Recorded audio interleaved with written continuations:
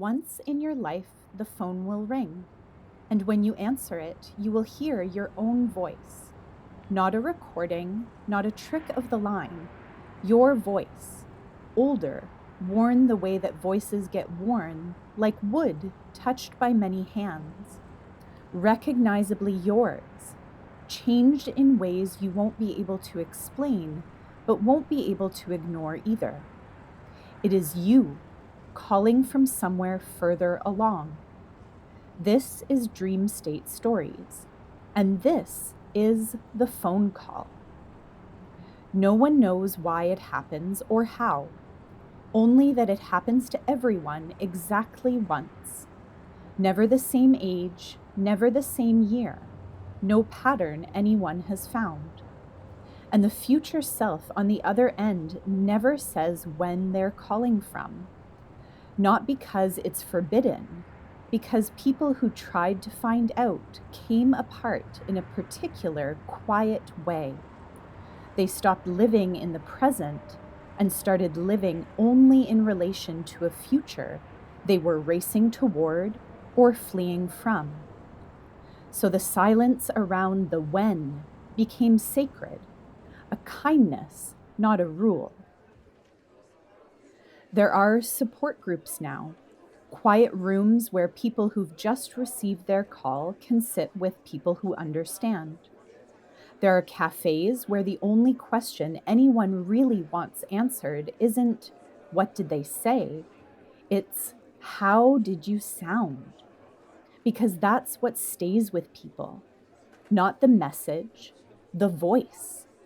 Whether it sounded at last like someone they'd want to become. This is the world, and somewhere inside it, there is a woman named Mara. She is 37, a copy editor at a mid-sized publishing house. By any reasonable measure, her life works. She has friends, a family she loves in the complicated way you love people you didn't choose. She sleeps most nights and eats real food. But there's a distance she's never been able to name, a membrane between herself and her own life. She'll be in a good moment, genuinely good, and some part of her will be watching it from across the room instead of standing inside it. She has not received her call yet, and the thing she's most afraid of, though she'd never say it out loud, what if the voice sounds exactly like she does now? What if there's no version of her that arrives somewhere warmer? On a shelf by her window sits an old rotary phone, cream, chipped at the base, bought at a market 3 years ago for no reason she's ever understood. Unplugged. She's never told anyone she looks at it sometimes and wonders. It's a late autumn evening. The radiator is making its sounds. Outside, wind moves through the street below. The phone rings. Not the old one on the shelf, her actual phone. Screen lit, number unknown. She answers. Static first. Not the clean static of a bad connection. Something slower, with texture, like it's traveled through something it wasn't built to move through. She recognizes it before her mind catches up. Then silence. A silence that breathes. Then her own voice. She'll spend a long time afterward trying to find words for it. The closest she'll get in a journal months later. It was like hearing a chord resolve. Her voice, unmistakably hers, but older, carrying weight that comes not from volume, but from everything that's been lived. And calm, a full calm with something alive underneath it. The voice speaks for less than 2 minutes. She won't remember every word, only the shape and the feeling of receiving it. The instruction: pay attention to the Thursday in April when she finds the red scarf. Don't be somewhere else for it. And then, before the line goes quiet again, the thing she'll return to more than anything else, said simply, like someone leaving the room who wants you to know something true. It doesn't stay like this. I promise you that. Static. Silence. She sits almost frozen for a long time, the old cream phone watching from across the room. The days that followed weren't dramatic, more like weather after a storm. Everything the same, and yet somehow entirely different. She started noticing small things, the way you notice things in a new city. The color of light at a certain hour, faces of strangers waiting for a crosswalk light. She'd walked through all of it before. She just hadn't been seeing it. She had proof now, proof her future self existed and was whole. That was what she kept returning to. 2 weeks later, she told her friend Kezia it had happened. Not what was said, just that it came. Kezia asked the only question anyone ever asks. How did you sound? And when Mara said, like someone she'd actually want to be, they both sat with that for a moment before moving on.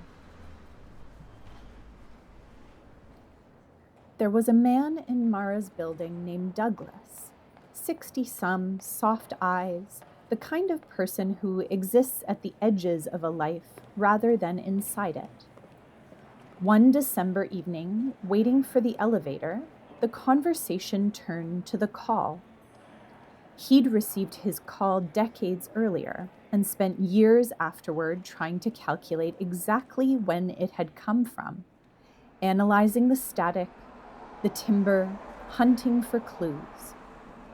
The problem, he explained, was that once you're trying to know when, every present moment stops being a moment. It becomes a means to an end. You lose the texture of your own life.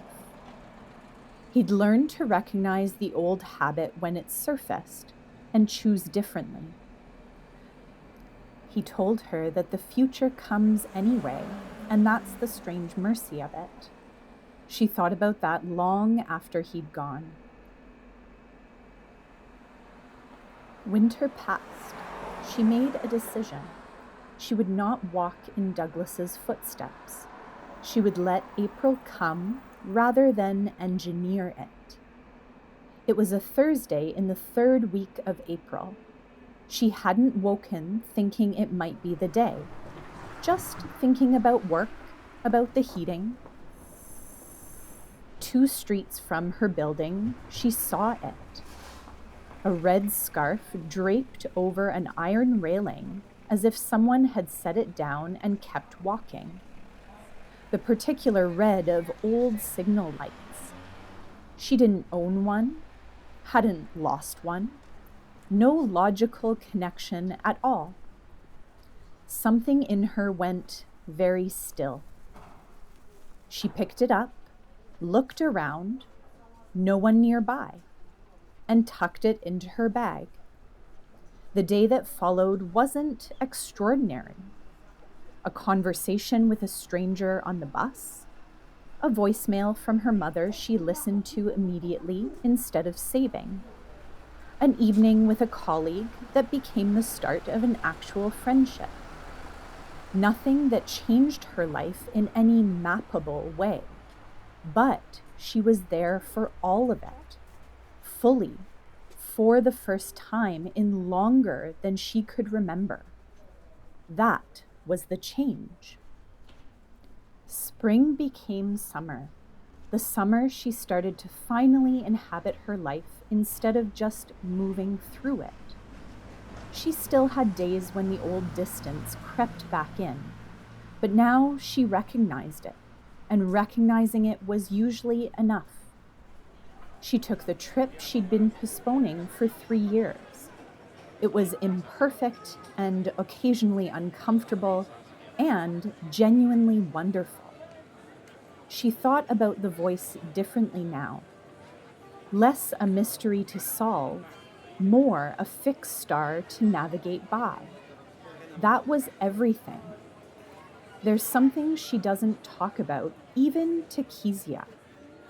One autumn afternoon at her desk, a thought arrived so clear it felt handed to her from the outside. Somewhere ahead of you, you are going to pick up a phone. She sat with it, thought about the strange loop of it. 2 points in time touching across a wire that doesn't exist yet. She thought about what she would say. She knew she wouldn't want to explain the future or map the route. She'd want to give only what she needed most, something small enough to create a moment of recognition. And one true thing said quietly, "It doesn't stay like this. I promise you that." No one knows where the calls come from. If your future self exists to make the call, doesn't that mean the future is already fixed? And if it's fixed, what's the call even for? Unless the call is part of what makes the future happen. Unless you become who you heard yourself become because you heard it. Nobody knows if that's true. The physicists have theories. The philosophers have counter-theories. Most ordinary people have quietly decided the mystery doesn't need solving to be beautiful. What's known is smaller and sturdier. Your future self thought of you, found a way to reach back, to say, "I'm here. This is possible. Keep going."